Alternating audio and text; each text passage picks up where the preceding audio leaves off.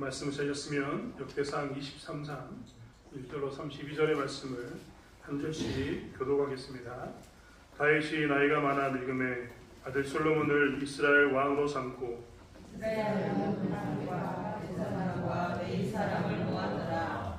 레위 사람은 30세 이상으로 계수하니 모든 남자의 수가 3만 8천 명인데 그 중에 2만 4천 명은 여호와의 성전에 이를 전달하여 6천 명은 간호가 조상관이요 4천 명은 문지기요 4천 명은 그가 여호와께 찬송을 드리기 위하여 만든 악기로 찬송하는 자들이라.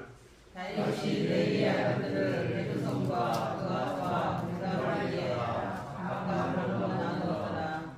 게르손 자손은 라단과 시므이라. 라단의 아들들은 우두머리 여리엘과 또 세상과 요엘 세 사람이요 시므이의 아들들은 스로밋과 하시엘과 하란 세 사람이니 이는 라단의 우두머리들이며 또 시므이의 아들들은 아합과 신다와 오스와 미야이니 이 네 사람도 시므이의 아들이라. 그 우두머리는 야하시요 그 다음은 시사며 요수와 부리아는 아들이 많지 아니하므로 그들과 함께한 부상의 가문으로 계수되었더라. 그 아세 아들은 아므람과 이스라엘과 헤브론과 이스라엘 네 사람이라. 아므람의 아들들은 아론과 모세이니 아론은 그 자손들과 함께 구별되어 몸을 성결하게 하여 영원토록 심히 거룩한 자가 되어 여호와 앞에 분향하고 섬기며 영원토록 그의 이름으로 축복하게 되었느니라. 하나님의 사람 모세의 아들들은 네 지파 중에 기록되었으니 모세의 아들은 게르솜과 엘리에셀이라. 게르솜의 아들 중에 스웨이 우두머리가 되었고 엘리에셀의 아들들은 우두머리 르아바라 엘리에셀에게 이외에는 다른 아들이 없고 르아바의 아들들은 심히 많았으며 이스라엘의 아들들은 우두머리 스로이시요 헤본의 아들들은 우두머리 여리아와 둘째 아마랴와 셋째 야하시엘과 넷째 여가모함이며 무시엘의 아들들은 우두머리 미가와 그 다음 이시야라. 무랴의 아들들은 마흘리와 무시오 마흘리 아들들은 엘리아살과 기스라. 엘리아살의 아들이었고 또 딸만 거니 그의 어깨에 기스의 아들이 그에게 장가가 섰으며 무시의 아들들은 마흘리와 에델과 여레못 세 사람이더라. 이는 다 예의 자손이니 그 조상의 마음을 따라 베들레헴이 기록되고 여호와의 성전에서 성기를 하는 20세 이상의 우두머리라. 다윗이 이르기를 이스라엘 하나님 여호와께서 평강을 그의 백성에게 주시고 예루살렘에 영원히 거하시나니 네 사람이 마시는 성막과 그 가운데서 모든 문을 들어가 다윗의 유언대로 레위 자손이 20세 이상으로 계수되었으니 그 직분은 하나님의 성전과 여호와의 성전과 들과 불과에서 섬기고 또 모든 성물을 정결하게 하는 일, 곧 하나님의 성전에서 섬기는 일과 또 진설병과 고운거리의 소재물 곧 무교 전병이나 과자를 굽는 것이나 반죽하는 것이나 또 모든 저울과 자를 맡고 아침과 저녁마다 가서 여호와께 감사하고 찬송하며 또 안식일과 초하루와 절기에 모든 번제를 여호와께 드리되 그가 명령하신 규례에 정한 수요대로 항상 여호와 앞에 드리며 또 회막의 직무와 송수의 직무와 그 형제 아론 자손의 직무를 지켜 여호와의 성전에서 수종드는 것이다. 아멘.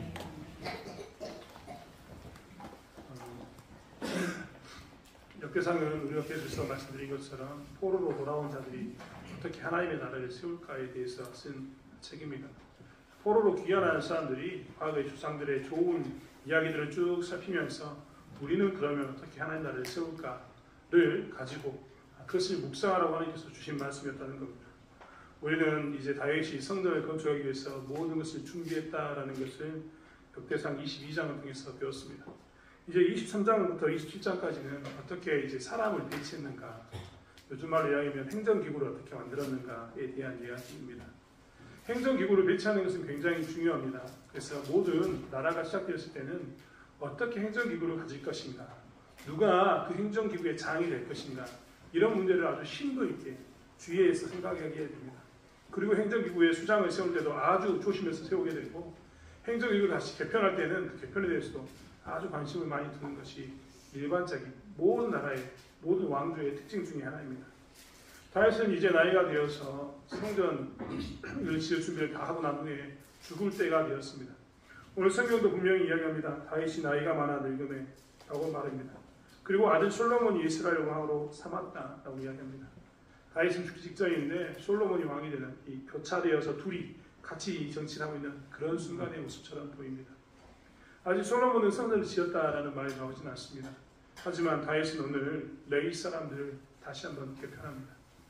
우리는 세대를 구분하지 않습니까? 고려시대, 조선시대 이렇게 구분하는 것처럼 이제 다윗 왕은 새로운 시대를 맞이하고 있는데, 그 새로운 시대는 다윗의 시대, 솔로몬의 시대 이런 시대가 아닙니다. 다윗은 자기의 시대가 끝나고 솔로몬의 시대가 시작되었으니까 새롭게 행정기구를 개편하자 이런 의미를 절대 갖지 않습니다. 다윗이 오늘 새로운 기구를 만들려고 했던 이유는 무엇이냐면, 이전에는 성막 시대였습니다. 무슨 시대였다고요? 성막 시대. 성막은 이런 건물이 아닙니다. 천으로 되어 있다. 그래서 천으로 되어 있기 때문에 언제든지 이동할 수 있는 그런 것이 성막이 있는 시대였습니다. 이스라엘은 다윗이 성전을 짓기 전까지, 다윗의 성전, 즉 솔로몬의 성전이 세워지기 전까지는 성막 시대를 살았습니다. 언제든지 법궤는 움직일 수 있었고 언제든지 성막은 움직일 수 있었습니다. 하지만 이제는 다윗이 죽고 솔로몬의 시대가 되면서 시대가 다윗이 죽고 솔로몬이 왕이 되었다 이런 게 아니라 성막 시대가 끝나고 성전 시대가 오게 됩니다. 어떤 시대가 온다고요? 성전 시대가 왔습니다. 성전은 아시는 것처럼 움직이지 못합니다. 고정되어 있습니다. 새로운 시대가 성막에서 성전 시대로 아예 바뀌게 된 겁니다. 그래서 다윗은 새로운 시대가 바뀌니까 무엇을 했느냐? 행정기구와 조직을 개편합니다. 새롭게 만들게 되었다는 겁니다. 그 일 가운데 23장부터 쭉 27장까지 이야기가 기록되어 있는데, 가장 앞서 있는 것은 무엇인가? 가장 먼저 된 것은 무엇인가? 오늘 23장에 있는 레위 사람을 다시 재배치하는 사건입니다. 오늘 우리는 레위 사람들에 대해서 다 알지 못해도 괜찮습니다. 오늘 3절의 말씀은 레위 사람은 30세 이상으로 계수한다 라고 나왔습니다. 그리고 모든 남자의 수가 38,000명이었다 이야기가 나옵니다. 그리고 난 이후에 레위 지파의 가문이 나오게 됩니다. 가문 내용이 굉장히 복잡하지 않습니까? 이게 세 가문 24개로 나눠졌다. 이런 것은 우리가 굳이 기억하지 않아도 좋습니다. 하지만 우리가 오늘 본문을 통해서 기억해야 할 것은 무엇이냐면, 성막 시대에서 성전 시대로 바뀌면서 다윗이 지금 새롭게 무엇인가를 바꾸었는데 무엇을 바꾸었는가? 그리고 그 바꾸는 의미가 무엇인가를 우리는 본문을 통해서 봐야 될 줄 믿습니다. 오늘 성경에서 오늘 본문의 말씀 한번 살펴볼까요? 오늘 본문의 말씀을 살펴보면 3절은 레위 사람은 30세 이상이다. 30세 이상으로 계수한다라고 나왔습니다. 몇 세 이상이라고요? 30세 이상. 근데 27절 한번 읽어볼까요? 27절. 우리 중고등부 친구들만 27절 한번 읽어주세요. 중고등부 친구들 27절 앞에 보지 말고 성경책 보고 시작.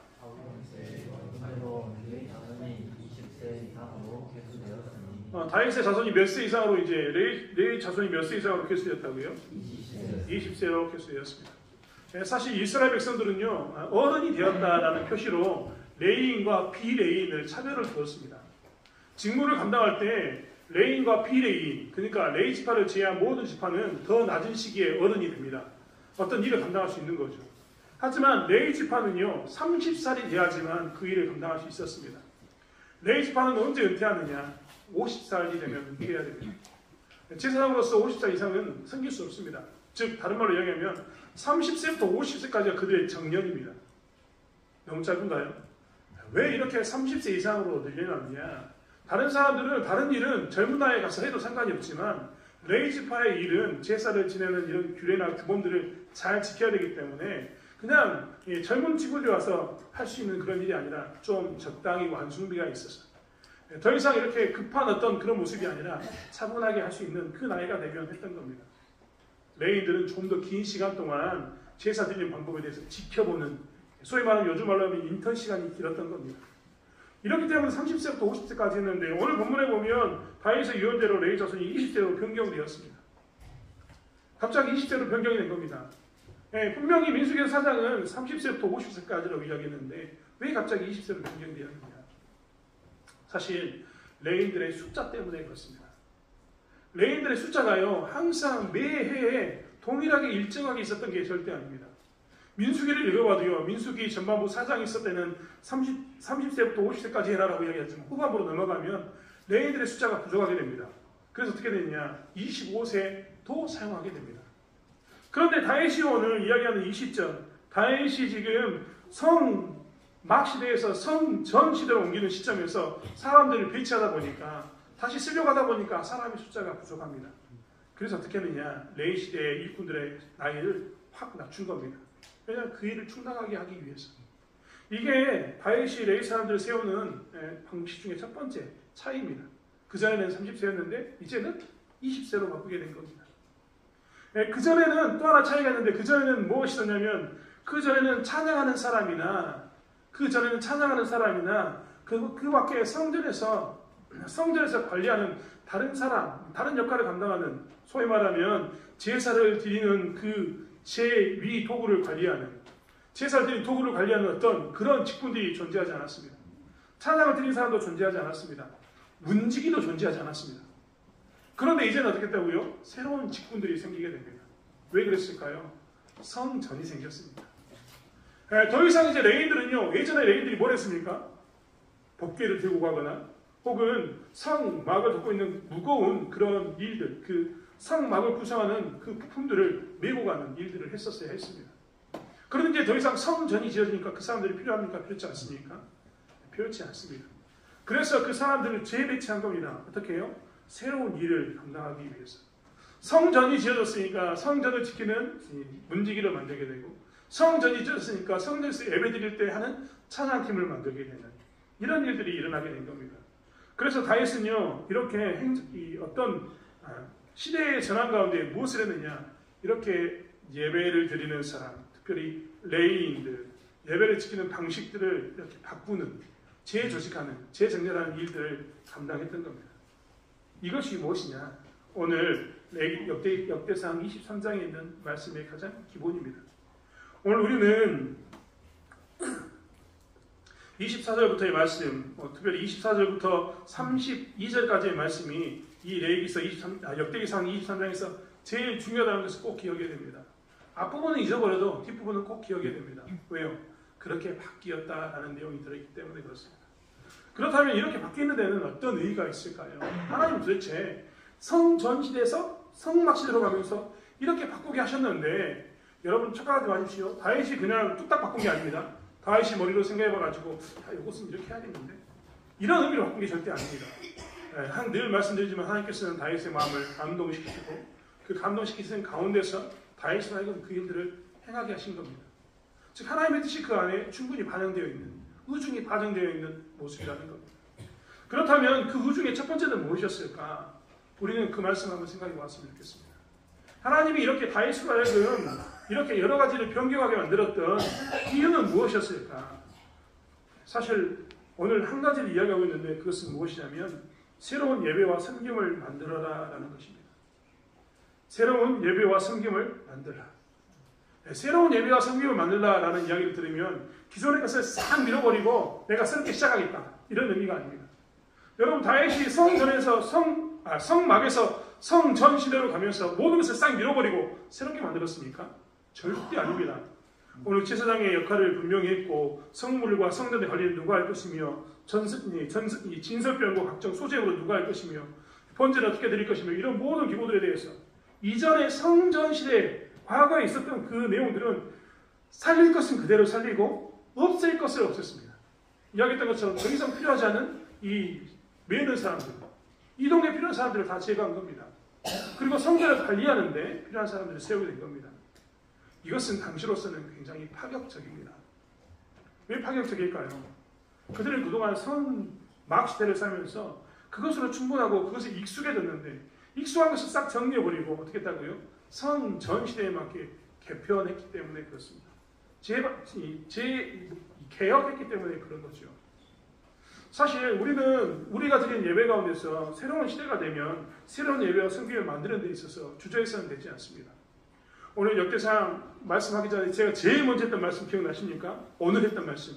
이 말씀은 누구를 위해 줬다고요? 포로로 끌려갔다가 돌아온 자들이 다시 예루살렘의 성전을 짓고 예배를 세우면서 열심히 수고하려고 할 때 했던 주었던 말씀이라는 것을 우리는 기억해야 합니다. 여러분, 이제 저희가 정말 오래돼가지고 기억이 가물가물하지만요, 역대상 6장 9장에 뭐가 있었냐면 레인들이 돌아온 사건이 있었습니다. 에스라서를 예전에 저와 같이 공부를 했는데요, 에스라서를 공부할 때도 제가 말씀드렸습니다. 뭘 말씀드렸냐면 포로로 끌려갔던 사람들 중에 가장 돌아오기 싫었던 사람들, 제가 표현을 이렇게 죄송합니다. 가장 적게 돌아온 사람이 누구였을까? 어느 지파였을까? 여러분 생각해 보십시오.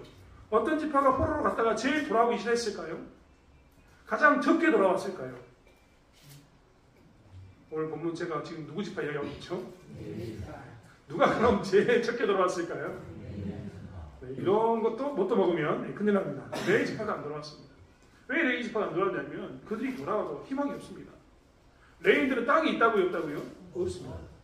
그들에게 주어진 것은 아무것도 없습니다. 그들은 오직 예배가 회복되어져서 예배 가운데 제사를 드리면서 10의 1조를 드리고 예배에 제물을 드렸을 때 비로소 자기들은 먹고 살 게 있는 겁니다. 바벨론에 끌려가가지고 그들은 유프라데스 티그리스 강 유변에서 이미 잘 살고 있거든요. 거기서는 레인을 안 사도 됩니다. 그냥 하지만 레이 지파지만 레인을 안 사도 되는 거예요. 거기에 정착이 잘 살고 있습니다. 돌아오면 레인의 역할을 감당해야 되는데 그 순간 자기는 땅이 없습니다. 그들은 제사는 시작되지 않으면 먹고 살 게 없는데 아직 제사가 시작됩니까? 시작 안 됩니까? 안 됩니다. 뭘로 먹고 살겠습니까? 그러니까 그들이 제일 오기를 더디했습니다. 오직했으면 포로로 귀환하는 동안에 그들이 하나도 안 돌아오니까 귀환하는 사람들이 대기하고 있습니다. 그리고 레이지파 누가 있냐? 레이들 누가 있냐? 수소문해가지고 그들을 모아가지고 몇 명을 모아서 돌아오는 게 포로 귀환의 역사의 기록에 남아있습니다. 이런 사람들이 레인이라는 겁니다. 레인들이 돌아와서 이제 그들이 와가지고 예배를 드릴 때 이제 그들은 사실 고민 가운데 빠지게 됩니다. 포로로 귀환한 그들은 이 레인들을 어떻게 쓸 것인가에 대한 고민이 생기지 않겠습니까? 먼저는 아까 얘기했던 것처럼 레인이 안 돌아옵니다. 돌아가지고 이제 성전 짓고 예배를 드려야 되는데 레인이 없어요. 그럼 어떻게 해야 됩니까? 레인이 없으니까 예배를 안 드려야 됩니까? 아니요. 오늘 이 다윗이 그것에 대해서 답을 주고 있는 겁니다. 그전에는 30세였는데 이제는 몇 살? 20살. 기꺼이 20살로 내년을 낮추어서 어떻게 하는 겁니까? 예배를 바꾸는 겁니다.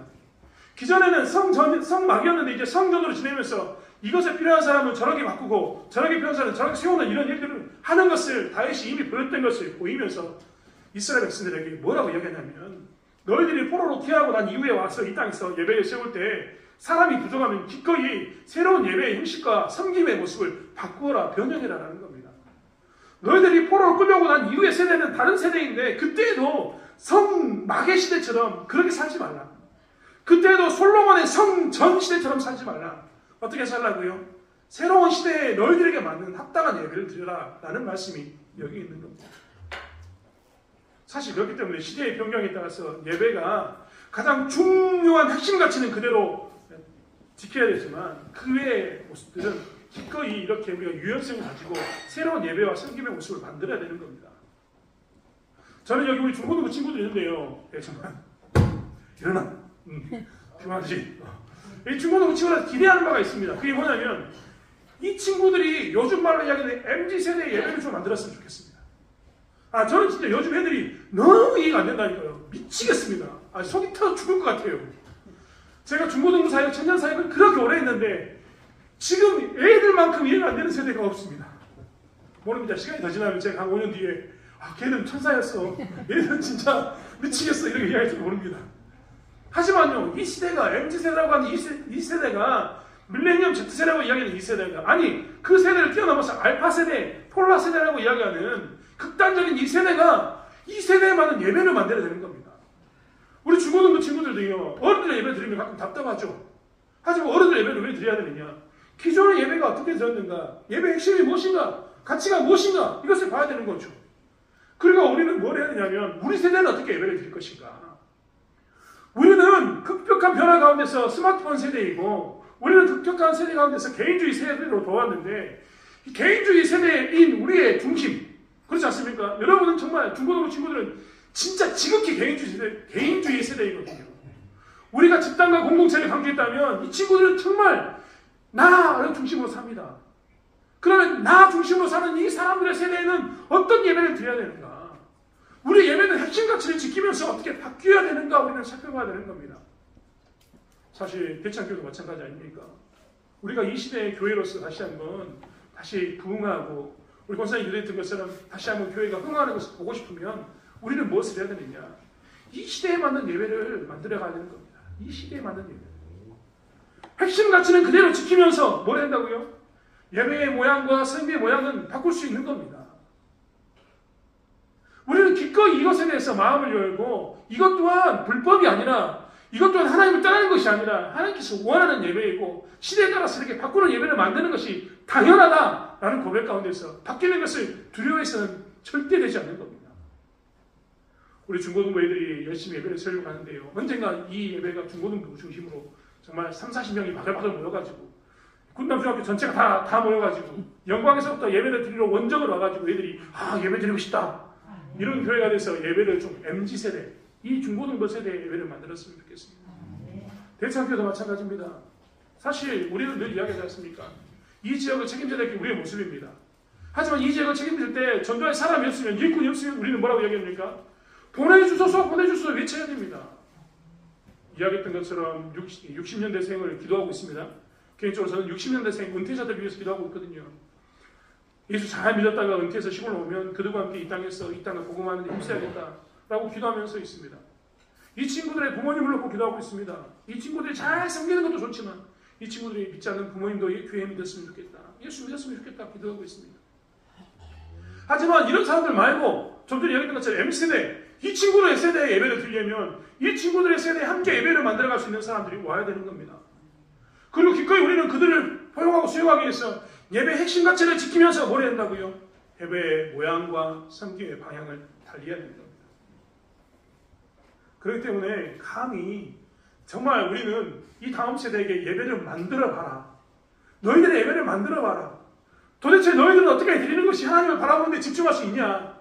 너희들은 어떻게 하는 것이 하나님을 찬양하는 데 온전해질 수 있냐? 너희들은 어떤 양식으로 기도하면 하나님을 온전히 바라볼 수 있느냐라는 숙제를 던져주면서 기꺼이 행해보라고 이야기할 수 있는 교회가 되어야 되는 것입니다. 그리고 우리 또한 기꺼이 이 시대에 이 지역의 교회를 다시 한번 부흥하기 위해서 하나님 보내주십시오라고 외침과 동시에 그들과 함께 우리는 어떤 모양의 예배를 드려야 됩니까? 어떤 섬김을 우리는 갖춰야 됩니까? 라고 고백하면서 나가는 교회가 되어야 되는 것입니다. 사랑하는 성도 여러분, 우리가 이것을 두려워하지 않기로 합니다. 그래서 우리는 새로운 예배와 섬김을 만드는데 시대의 변화에 따라서 새로운 예배와 섬김을 만드는데 적극적으로 동참하는 저와 여러분이 되길 원합니다. 그리고 우리 다음 세대가 그들의 예배를 만들게 해달라고 그들의 섬김을 만들게 해달라고 그들이 가장 좋아하는 예배 그들이 가장 좋아하는 하나님을 바라볼 수 있는 기도의 시간을 만들게 해달라고 기도하는 자가 되어야 될 줄 믿습니다. 우리 중고등부 친구들은요 지금 숙제를 가지고 어떻게 하면 내가 우리 친구들을 예배 가운데 불러낼 수 있을까? 어떻게 하면 함께 기도할 수 있을까? 어떻게 하면 하나님과 함께 찬양할 수 있을까? 고민하면서 예배를 만들길 원합니다. 두 번째로 이야기하는 것은 무엇인가? 협력하라는 겁니다. 협력하라. 여러분 오늘 레이인들에 대해서 이야기할 때 레이에서 제가 자꾸 레이기스라고 이야기해서 죄송합니다. 레이인들에 관한 이야기를 하다 보니까 자꾸 레이기라고 얘기하는데 역대상 23장에는요 두 가지 부류의 사람을 이야기하고 있습니다. 첫 번째는 기존에 30세 이상으로서 섬겼던 사람들에 대한 이야기가 나와 있습니다. 그 다음에 누가 있냐면 새로 임명된 제위 관리를 하는 소위 말하는 문직이나 혹은 소제나 번제물들을 관리하는 그런 사람들 그 전에 제사장들의 역할과 다른 역할을 감당하는 사람들에 대해서 이야기하고 있는 겁니다. 이제 다윗이 성전에서 성막시대로 옮기면서 이 교회 성전을 섬기는 세대에는요 두 가지의 그룹이 생겼습니다. 하나는 기존의 제사장 그룹, 하나는 제사장을 도와서 보조하는 그룹이 생겼습니다. 두 무리가 생긴 거죠. 전혀 새로운 그룹이 생겼습니다. 이제 두 그룹은 어떻게 해야 되느냐? 이 두 그룹은요 협력 관계가 돼야 됩니다. 이 두 그룹이 새로 생긴 두 그룹이요 협력 관계가 되지 않으면 성전에서의 예배는 존재할 수가 없습니다. 오늘 역대상 23장을 통해서 하는 두 번째 이야기는 그렇기 때문에 뭘 이야기하냐면 너희들이 기존의 자리를 지키는 사람과 새로운 자리를 만든 사람들이 뭐라고요? 협력하라라고 이야기하고 있는 겁니다. 제사장들은 이제 인정해줘야 됩니다. 그전에는 그들이 소재물과 번제물을 관리했을지 모릅니다. 그전에는 그들이 성물을 관리하고 그들이 성막을 관리했을지 모릅니다. 하지만 이제 새로운 사람들에게 양보해야 됩니다. 그들에게 기꺼이 성물 관리를 맡기고 성전 관리를 맡겨야 됩니다. 진설병과 각종 소재물을 그들에게 맡겨야 합니다. 찬양하는 자리를 그들에게 양보하고 문지기를 양보해야 합니다. 오늘 이야기했던 것처럼 23장에 보면 여기 보면 저울과 자를 맡겨라라고 이야기했는데 저울과 자가 뭡니까? 그 시대의 정의, 공의를 나타내는 상징이었습니다. 그것도 누구에게 맡기라고요? 새로운 세대에게 맡겨라 라는 말이 되는 겁니다. 이제 그들은 한쪽에서는 자리를 양보해 줘야 되고 한쪽은 그 자리에 대해서 적응해야 합니다. 이 양보와 적응이 합력해짐으로 해서 서로 합을 맞춰가는 시간이 필요한 겁니다. 사실 그래서 역대상을 통해서 이야기하는 것은 무엇이냐면 새로운 자리가 생겼고 새로운 일이 생겼다면 새로운 예배와 성밀 방향이 생겼다면 너희들은 뭐하라고요? 협력하라라고 말씀하고 있는 겁니다. 포로로 뛰어난 그들에게 있어서 가장 필요한 건 무엇이었을까요? 여러분 아까도 이야기했지만 돌아온 레인들이 먹고 살 게 없습니다. 어떻게 해야 합니까? 그들을 먹여 살려야죠. 기꺼이 자기 것을 희생하면서 그들을 먹여 살리는 일들이 이제 필요한 겁니다. 기꺼이 심의 열조를 바치고 기꺼이 재물을 바치는 그런 일들을 세워가는 일들이 필요한 거죠. 이러한 협력이 없으면 살 수가 없는 겁니다. 사실 기존에 있는 자리와 새로운 자리를 만든 사람들이 충돌하여서 교회가 무너지는 경우가 너무나 많습니다. 여러분 늘 말씀드린 것처럼 기존에 있는 사람들은요 점점 보수화돼갑니다. 이런 말 오해하지 마십시오. 나빠진다는 얘기가 아닙니다. 보수화돼가는 겁니다. 기존에 있는 생각들과 사상들이 배워왔던 경험으로 느껴졌던 체득했던 신앙들이 점점 형태를 이루어가지고 나이를 먹으면 먹을수록 내 하나님은 이런 하나님이야, 내 신앙은 이런 신앙이야, 이런 것이 갖춰집니다. 정말 좋습니다. 든든해지니까요. 단단해지니까. 여기 우리 권사님들 한번 보십시오. 예배 빠진 사람이 어디 있습니까? 여기서 신앙생활 했던 우리 권사님들 연적 오래된 분들 보십시오. 새벽에 집에서 기도하는 사람이 어디 있습니까? 이분들은요 예배 중심으로 삽니다. 제가 놀랍습니다. 제 기도회도 제가 오후 2시에 찬양을 내보지만요 여기 계신 분들은 대부분 다 참석합니다. 심지어는 마을에서 놀러 갈 때도 고민하지 않고 교회를 선택하는 분들도 너무나 많습니다. 제가 그런 경우를 너무 많이 듣습니다. 그리고 너무나 많은 분들이 그런 가운데서 정말 교회를 섬기기 위해 쓴다는 것을 너무 잘 보고 있습니다. 이게 뭡니까? 신앙이 든든해져 가는 겁니다. 신앙이 보수화된다는 말은 뭐냐면 나이를 먹으면서 내가 경험했던 하나님의 함체를 이루어서 단단해지는 겁니다. 반면에 새로운 사람들은 새로운 일을 하면서 새로운 시각으로 문제들을 바라봅니다. 그리고 우리는 기존에 이렇게 하는 게 옳다라고 이야기했는데 이들은 그들의 시대에 맞춰서 어떻게 합니까? 아니 우리의 시대는 이렇게 하는 게 옳겠습니다라고 이야기하면서 진보적인 성향을 갖게 됩니다. 진보적인 게 나쁘다는 게 아닙니다. 진보적인 게 좋다는 것도 아닌데 중요한 건 뭐냐면 진보적인 성향을 가질 수밖에 없습니다.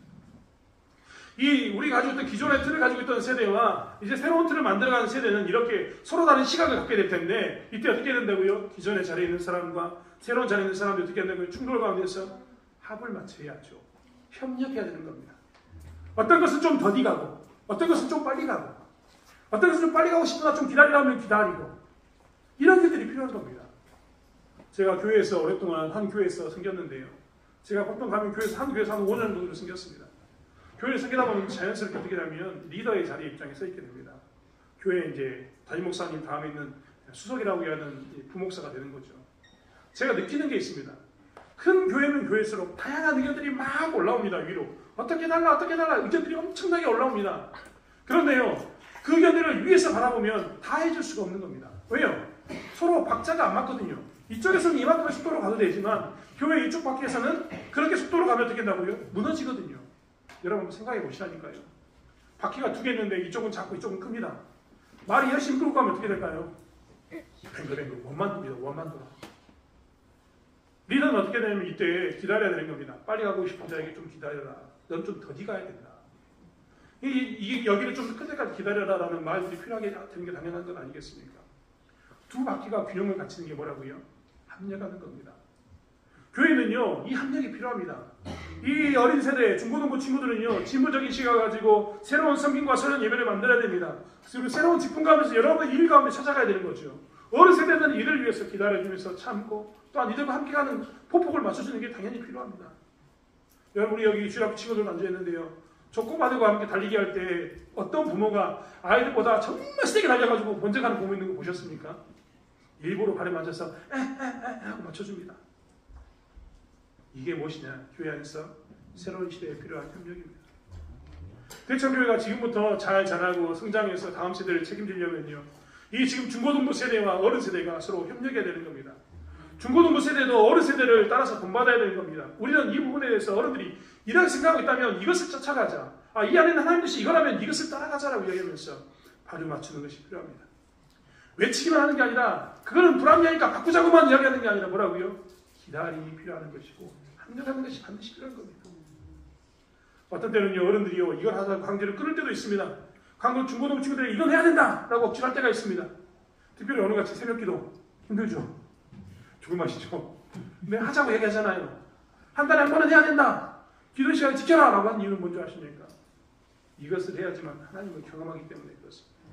가끔 어른들은 여러분에게 강제로 끌고 갈 때도 있습니다. 이때는 어떻게 한다고요? 가끔 하기 싫지만 투닥투닥 되면서 어떻게 해야 됩니까? 보폭을 빨리 해서 어른들이 했던 것에 발을 맞춰야 되는 겁니다. 이게 무엇이냐면 협력하는 겁니다. 사랑하는 성도 여러분, 교회가 이 협력의 관계를 잘 맺는 교회가 되기 바랍니다. 그리고 이 협력의 관계를 잘 맺어서 기존의 세대와 새로운 세대가 기존의 직무를 감당했던 사람들과 새로운 직분을 감당했던 사람들이 서로 조화를 이루어서 교회를 든든하게 세워져야 하는 그런 교회를 만들어가는 저와 여러분이 되길 원합니다. 마지막으로 정말 마지막인데요.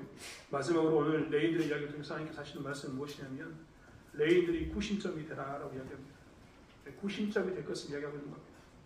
제가 아까 처음에 말씀드렸던 것처럼 24장부터 27장까지는요.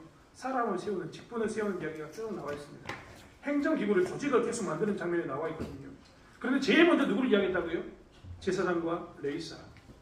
이 말을 제일 먼저 했던 이유는 뭐냐면 앞으로 너희들이 바뀔 세대에서 누가 구심점이 돼야 된다?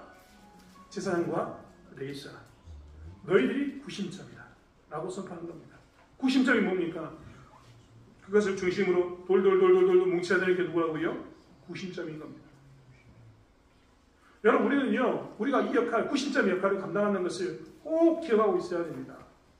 다양한 역할을 하는 백성들이 존재할 겁니다. 다양한 일들을 감당하는 성도들이 존재할 겁니다. 서로 다 자기들의 역할들을 감당할 겁니다. 하지만 그 가운데 누가요? 제사장과 레위인들이 하나님의 말씀에 가까이 있는 사람들이 하나님을 섬기는 사람들이 구심점 역할을 감당해서 만들어가야 되는 것이 교회입니다. 사실 그렇기 때문에 우리는 항상 무엇을 생각하고 살아야 되냐? 나의 역할은 변두리의 사람이 아니라 주변에서 따라가는 사람이 아니라 나의 역할은 구심점 역할을 하는 사람이다라는 것을 고백하고 살아야 됩니다. 우리 중고등부 친구들, 중고등부 있으니까 늘 얘기하지만 중고등부 친구들이 늘 고백해야 될 건 뭐냐면 나는 어른들이 한 일 가운데 변두리야, 따라가는 사람이야 이런 생각을 버려야 되는 겁니다. 나는 하나님 보신 교회 가운데서 뭐라고요? 구십장의 역할을 감당하는 겁니다. 어떤 때는 일이 다릅니다. 목회자인 제가 설교를 하고 있기 때문에 설교는 제가 하고 여러분은 찬양을 하고 tuk송을 하고 여러 가지 섬김을 하겠죠. 이렇게 역할은 다를 뿐입니다. 하지만 우리는 뭘 고백하고 살아야 된다고요? 내가 그리스도인으로서 대천교회의 구심점. 구심이 뭡니까? 구심. 이 단어도 물어보면 구심이 뭐예요? 문자 그대로 구심. 구가 뭐예요? 구. 네? 뭐라고요? 네? 아홉이래요. 아홉. 고맙습니다. 동그란 원을 구라고 이야기하고 동그란 원, 구. 원의 가장 가운데를 뭐라고 한다고요? 구심. 교회에 굴러가고 교회가 운영되고 하나님 일을 감당하는 데 있어서 여러분이 우리가 구심이라는 것을 고백하고 살아야 됩니다. 더 이상 예외적인 제3의 관찰자로 저 멀리 떨어져서 변방에 있는 사람으로 그래 그 일은 그렇게 진행되겠지라고 쳐다보는 사람이 아니라 우리는 어떤 사람이라고요? 구심의 역할을 감당하는 겁니다. 하나님 주신 은사가 있습니다. 어떤 사람은 손으로, 어떤 사람은 발로, 어떤 사람은 눈으로, 어떤 사람은 입으로, 어떤 사람은 귀로 움직여야 합니다. 하지만 그때마다 뭐 해야 합니까? 나는 이 교회에 하나님 주신 교회의 구심점으로 귀의 구심, 눈의 구심 그렇지 않습니까? 손과 발의 구심의 역할을 감당해야 되는 겁니다. 오늘 레위인들과 제사장 이야기를 제일 먼저 이야기하면서 그 이야기를 하고 있습니다. 이스라엘 지파의 구심점은 레위인과 제사장들인데 너희들의 구심점의 역할을 감당해라. 이 지역에 있는 백성들에게 복음을 전할 때는 대천교회가 구심점이고 대장주의 구심점은 누구다고요? 나인 겁니다. 나. 우리. 그리고 우리 중고등부 친구들 또한 여러분이 구심점이 되었으면 좋겠습니다. 남들이 막 굴려주니까 굴러가는 그런 눈덩이가 아니라 내 스스로가 움직여서 구심점의 역할을 감당하면서 등치를 키워가고 중심을 키워서 다른 사람들로 하여금 그 구심점에 달라붙게 해서 하나님을 바라보게 하는 역할. 그게 뭐냐면 구심점의 역할인 겁니다. 우리의 삶이, 우리의 신앙이 다시 한번 이 구심점의 역할을 감당하기로 합니다. 방관자, 제3자 역할이 아니라 핵심적인 역할을 감당하면서 다른 사람들로 하여금 하나님께 달라붙게 만드는 그 역할을 하는 저와 여러분이 되길 원합니다. 레인들을 통해서 우리는 이것들을 강조하고 있는 역대기의 말씀을 기억하기 원합니다. 사실 얼마나 힘들었을까요? 포로로 끌려갔던 그들이 다시 돌아와서 아무것도 없는 허허 벌판에 교회를 세운다는 것이 얼마나 힘들었을까. 그리고 그 자리에서 구심점의 역할을 한다는 것이 얼마나 힘들었을까. 우리 한번 생각해 보십시오. 어떤 데는 남들이 다 안 하는데 나 혼자 그 일하고 있어야 됩니다. 남들은 다 손 놓고 자기 집을 만드는데 힘쓰고 있을 때 나는 편벽한 집에 거하는 것보다 여호와의 전을 먼저 건축해야겠다라고 이야기하는 그 고백 가운데서 교회를 바라보고 교회를 세우는 일에 힘써야 되는 그 역할을 해야 될지도 모릅니다. 하지만 그 구심점의 역할을 해야 될 것이 우리의 모습입니다. 무너져 간다, 소멸돼 간다, 교회가 이 땅에서 시골에서 사라져 간다, 이런 말로 넉넉히 있기보다는 우리는 무엇을 해야 된다고요? 구심점의 역할을 감당해야 합니다. 그래서 나를 통해서 사람들이 점점점 하나님께 달라붙게 만들고 점점점 하나님의 교회가 세워지는 것, 등치가 키워진 것을 경험하는 저와 여러분이 되어야 된다는 것입니다. 사랑하는 성도 여러분, 오늘 우리는 다시 한번 매일 사람을 세우는 것을 통해서 우리의 역할을 기억하기로 합니다. 우리는 새로운 예배와 섬김을 만들어야 할 사람들입니다. 우리는 기존의 세대와 새로운 세대가 협력하여서 선을 이루어야 되는 세대인 것을 고백해야 합니다. 우리는 이 땅에서 우리가 구심점이 되어서 보좌의 영역에 머무는 것이 아니라 우리가 구심점이 되어서 교회를 든든히 세워가고 주변에 있는 사람들하고 하나님을 바라보게 하는 구심점의 역할을 감당하는 존재라는 것을 기억하는 저와 여러분이 되길 원합니다. 기도하겠습니다. 하나님, 나의 역할은 무엇입니까? 나는 어떻게 살아야 됩니까? 신앙인으로서 하나님, 나는 저 변방에 있는 사람처럼 멀리 떨어져 있지는 않았습니다. 제3자의 입장처럼 마치 저희는 나와 무관하다 이야기하면서 객관적으로 살지는 않았습니다. 마땅히 내가 주인이 되고 내가 그 길을 감당하는 사람이 되어야 되는데 저 멀리 떨어져서 언젠가 되겠지라는 모습 가운데 있지는 않았습니까? 하나님, 어려운 교회 가운데 포로기 위에 끌려왔던 백성들이 세우는 교회 가운데 힘든 그 가운데 하나님께서 오늘 역대기의 말씀을 통해서 하셨던 말씀처럼 우리가 어려운 이 교회, 어려운 이 시대 가운데 다시 한번 새로운 예배와 새로운 성김을 만들게 하여 주시옵소서. 기존에 있던 사람들과 새로운 자리에 온 자들이 신구가 조합을 이루어서 이 땅에서 하나님의 나라를 든든히 세워가게 하여 주시옵소서. 우리가 정말 구심점이 되어서 이 땅에서 보좌의 영역에 머무는 것이 아니라 구심점이 되어서 수많은 사람들로 하여금 하나님에게 집중하게 만드는 역할을 감당하게 하여 주시옵소서. 대창교회가 이 땅에 세워진 목적처럼 이 땅에 있는 수많은 사람들의 구심점의 역할을 감당하는 교회 되게 하여 주시옵소서. 감사드리며 예수님의 이름으로 기도드렸습니다. 아멘.